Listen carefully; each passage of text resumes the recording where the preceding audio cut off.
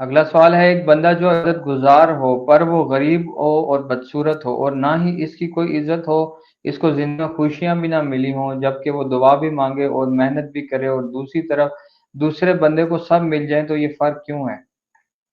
یہ فرق اس لیے ہے کہ آپ کے لیے وہ آزمائش ہے، اس کے لیے وہ آزمائش ہے. کسی کو اللہ تعالیٰ نے حسن دے کے آزمایا، کسی سے لے کے آزمایا، کسی کو دولت دے کے آزمایا، کسی سے لے کے آزمایا. یہی تو سورہ نساء میں اللہ تعالیٰ نے فرمایا کہ ہم نے تمہیں مختلف کیٹیگری میں رکھا ہے، لیکن تم آخرت کے لیے محنت کرو. میرے بھائی، جو آخرت کے لیے محنت کرتے ہیں نا، وہاں کسی گورے کو کالے پر، کسی کالے کو گورے پر کوئی فوقیت حاصل نہیں. صحیح بخاری میں آتا ہے، حضرت عمر کہتے تھے کہ ابو بکر ہمارے سید ہیں، کہ انہوں نے ہمارے سید بلال کو آزاد کروایا. یعنی عرب کے ایک قبیلے کا ڈومیننٹ بندہ ایک حبشی کو سیدنا بلال کہہ رہا ہے. آپ تصور نہیں کر سکتے اس قبائلی سسٹم کے اندر یہ کتنی بڑی چینج تھی نبی الاسلام کی مبارک دعوت سے. تو آپ آخرت کی تیاری کریں.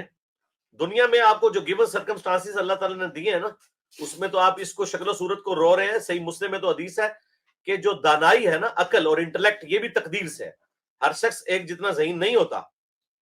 اب جس کو کم اللہ نے ذہین بنایا تو وہ اس پہ رونا روئے گا، لیکن آخرت کی تیاری وہ کر سکتا ہے. اس کے لیے کوئی ذہین ہونے کی، ایکسٹرا آرڈنری یا کوئی بہت بڑا جسہ ہونے کی ضرورت نہیں ہے. اس کے لیے ایمان کی ضرورت ہے. حضرت ابوبکر صدیق کتنی کمزور سی جان تھی.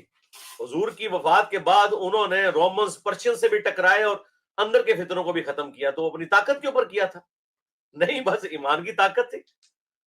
تو یہ اس کے اوپر کوئی، یہ اللہ تعالیٰ نے انسان کو آزمایا. آپ بدصورتی کو دیکھ رہے ہیں. مجھے بتائیں، اگر ایک بندہ خوبصورت ہے اور اس کے اگینسٹ اس کا معدہ ہر وقت خراب رہتا ہے، اس کے گردے جو ہیں وہ ڈائلسس کے اوپر چلے گئے ہیں، وہ تو کہے گا بھائی میرے صحت ٹھیک کر دو، میں نے اس شکل کو چاٹنا ہے. ٹھیک ہے. میرے پاس ایک میرے کالج لیول کے دوست آئے تو مجھے کہنے لگے، یار میں نے وہ ایک ہاؤسنگ اسکیم کے اندر پلاٹ لیا تھا، تو وہ یہاں سے 8-9 سال پہلے کی بات ہے، تو وہ تو گر گئی. میں نے کہا کوئی مسئلہ نہیں ہے، مجھے بتاؤ اگر تمہیں یہ آفر کی جائے کہ یا تو اس پلاٹ کی قیمت چڑھ جائے گی، لیکن اس کے اگینسٹ تمہاری بیوی کو بریسٹ کینسر ہو جائے گا. کہتا نہیں جی توبہ توبہ، میری طرف سے یہ پلاٹ ڈوب جائے کوئی فرق نہیں مجھے پڑتا. میں نے کہا ہاں، اس کے اوپر توجہ کرو. تمہارے گھر میں بیماری کا نہ آنا، اور رات کو جب تم اپنی بیوی بچوں کے ساتھ بستر پہ سوتے ہو نا، اللہ کا شکر ادا کرو. میں تو جب بھی اپنے بستر پہ آتا ہوں، میں بیوی کو یاد کرواتا ہوں کہ یہ میں اللہ کا شکر ادا کروں کہ یہ آج کی رات ہم سارے گھر والے اپنے بستروں پہ سو رہے ہیں. کوئی ایک بھی اگر ہاسپٹل میں ہونا تو باقی یہاں سو بھی نہیں سکتے. یہ ساری نعمتوں کو آپ جمع کریں تو اللہ نے بہت کچھ آپ کو دیا ہوا ہے. شکر ادا کریں. جی نیکسٹ.